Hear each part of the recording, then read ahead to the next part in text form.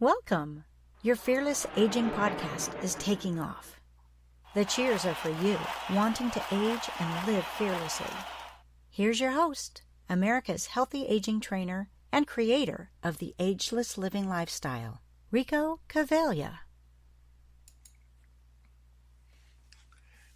Hello, this is Rico Cavaglia, America's healthy aging trainer and creator of the ageless living lifestyle, and this is your Fearless Aging podcast.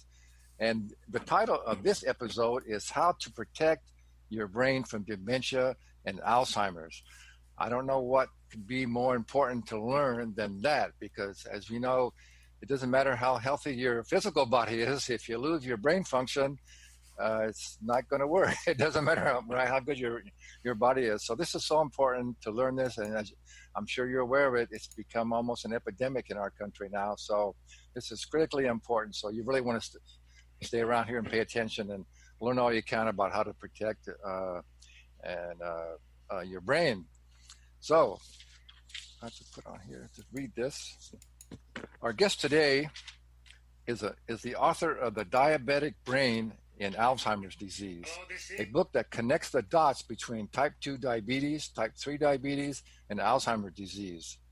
He has spent nearly 2 decades in studying to comprehend the risk factors and related etiologies of Alzheimer's disease, and has extensively reviewed the neurological complexities and metabolic underpinnings that are linked to diabetic brain in dementia and Alzheimer's. His passion is to enliven others and to share his insights on the Alzheimer's pandemic that is drawn from his in-depth review of all the research of how and the body of science that can be transformed into actionable steps for risk reduction and prevention. And he's also the author of The Diabetic Brain. So I want to welcome to our show Ralph Sanchez. Hello, Rico. So Ralph, thanks very much for being here. Oh, it's my pleasure. Thank you so much for inviting me. I'm really looking forward to sharing the information I've amassed over years and years and years with your audience. Really good. Well, as I just said, this is such an important topic that, our brain is, we got to take care of our brain because nothing else matters if our brain's not functioning well.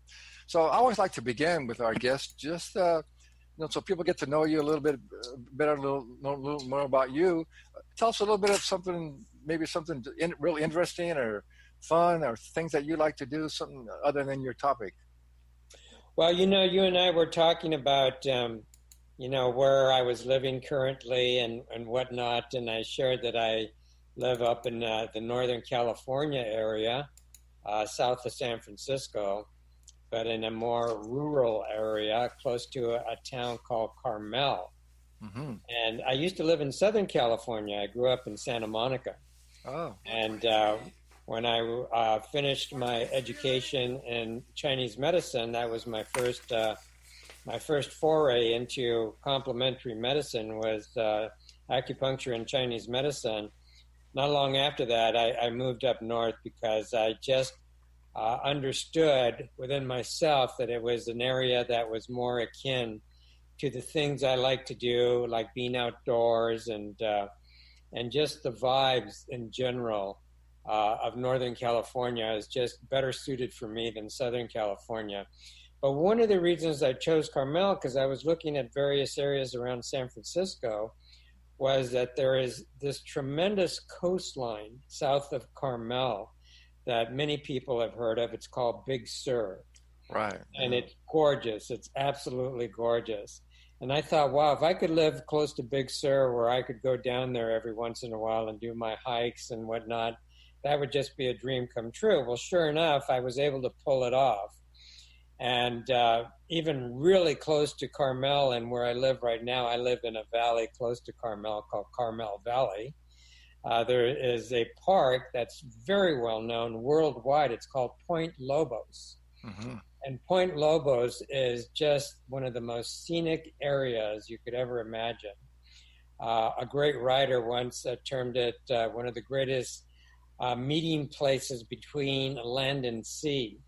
And indeed it is. It's just spectacular. So I go down there often to take a walk and to refresh my body and my spirit and my mind. And it's something that I really enjoy about the area. And this is a large piece of why I'm here. Okay, I'm gonna have to come up and visit you and Yeah, go for a hike with you. yeah, Yeah, I'm serious. I want to do that. No, I really love. I actually lived in the Bay Area with my brother for quite a few years as well. I mean, I really love the Northern California as well. But I'm a real ocean person, you know. So I like warmer weather, and yeah. can't go in the water too much up in Northern California. It's too cold. Yeah, exactly. Well, that's what's Yeah, so great about where you live, San Diego. yeah, Got yeah. great weather So year round. I'm really an ocean beach person, but I love that in Northern California too. It's so beautiful. Okay, so tell us. I'd like Sure. to have tell us our audience about your journey and how you got to do what you do and why you do it. Absolutely. Well, I mentioned back in the 90s, I decided to go back to school and change my career. I was in the landscaping business. Oh, And I'll tell you a little bit more about that because that actually played a role in my research and what I was inspired to learn about around Alzheimer's disease and the risk for it. But I went into acupuncture school, Chinese medicine, and got my credential to practice, and then dove right into a model of healthcare that's referred to as functional medicine. mm-hmm. And functional medicine is utilized, it's an approach to healthcare that's utilized by doctors and chiropractors and acupuncturists. And basically, the difference between functional medicine and the classical Western medicine that people go to their doctor for is that in functional medicine, it's more about treating the person and not the disease. Right. So a great mentor and one of the, he's termed the father of functional medicine, Dr. Jeffrey Bland. Mm-hmm. He put it very elegantly and said, well, functional medicine is a patient-centered medicine, whereas Western medicine is a drug-centered approach to the person's health issues, right? Absolutely right. So, Yeah. you know, in functional medicine, it's about what's going on with the person and what led to the disease pattern. And it's not so much about just the diagnosis and matching that up with the drug. So in functional medicine, I started to realize that there were issues in my health that I had to be careful of. And I knew that going into Chinese medicine school is part of the reason that I was inspired to go into medicine. I had digestive issues and whatnot and had learned a lot on my own about nutrition and other approaches, including homeopathy.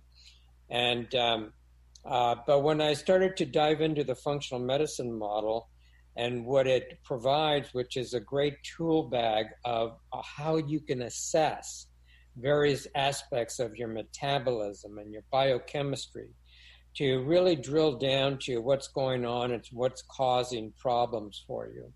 That's when I started to realize, and I was able to help myself a lot more, but I started to realize that, you know, my history was a huge reason as to why I didn't feel well. And indeed, I wasn't feeling well. And that's why I went into medicine to get some answers. And what I realized that in the landscaping business, I had used pesticides liberally. Oh, yeah. I was very ignorant and stupid, frankly, as a young man. And so those pesticides really took a toll on me. Yes. And in the functional medicine model, as I was doing all this research about these exposures, I realized that I had been exposed to mercury because of the mercury that was used in pesticides and herbicides at that time.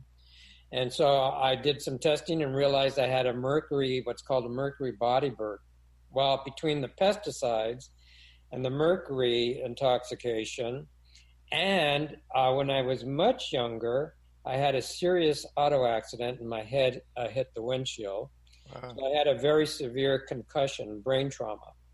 And all of those things, brain trauma, pesticides, mercury, they're all risk factors for having a neurological disease or problem as you age. Yes, yes. And so when I started to put all that together, two and two, I go, holy cow, I didn't realize all of these associations. And so I got really busy in learning about the risk factors for Alzheimer's and what can one do to reduce those risk factors and mitigate the problem.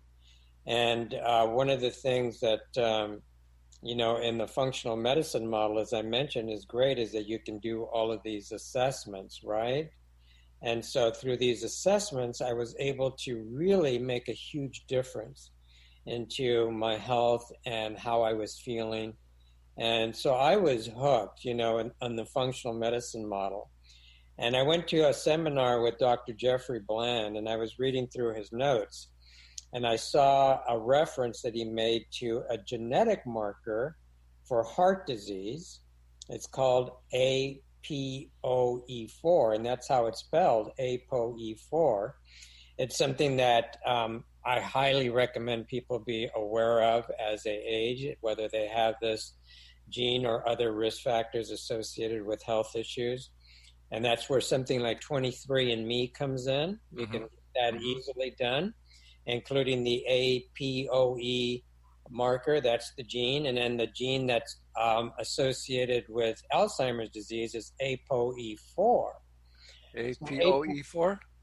APOE4, right. Okay. That's what's called a variant of the APOE gene. Okay.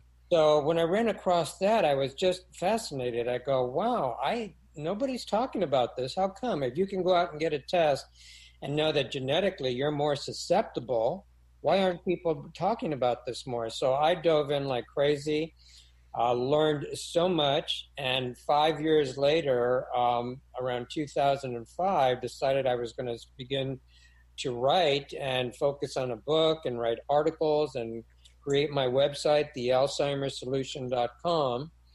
And then a few years later, the concept, the theory of type 3 diabetes arose in the research literature on Alzheimer's disease. So they described a lot of the Alzheimer's disease problems in the brain as resembling issues that people have in type 2 diabetes. And principally, it's because in the brain, insulin functions a very, very important way to enhance memory and learning processes. So if your brain becomes what's called insulin resistant, and insulin resistance is what happens in type 2 diabetes. Right. You're no longer able to utilize insulin as well because your cells become more resistant to the stimulus of insulin. Well, a similar thing, it's a little different, but a similar thing happens in the brain. An insulin resistance develops. And then you don't utilize glucose that well, which is the same thing as type 2 diabetes. You're not able to take up glucose because of the insulin resistance. Now, in type 3 diabetes and Alzheimer's disease, the glucose problem is related to also a genetic predisposition, okay? So a lot of people are born with not being able to use glucose that effectively for energy metabolism in the brain. And the research is now saying that this is a critical component to the very earliest phases of Alzheimer's disease. So when I started to run across all this information, I would go, wow, this is just incredible. And I decided I was going to focus my book project on that topic. And that's why it's called The Diabetic Brain. So the diabetic brain in Alzheimer's disease is essentially what happens in the brain as you age that puts you at risk for Alzheimer's disease, and all of the things related to this insulin and glucose issue, and also how type 2 diabetes and cardiovascular disease, which is a disease process in your body, is affecting your brain.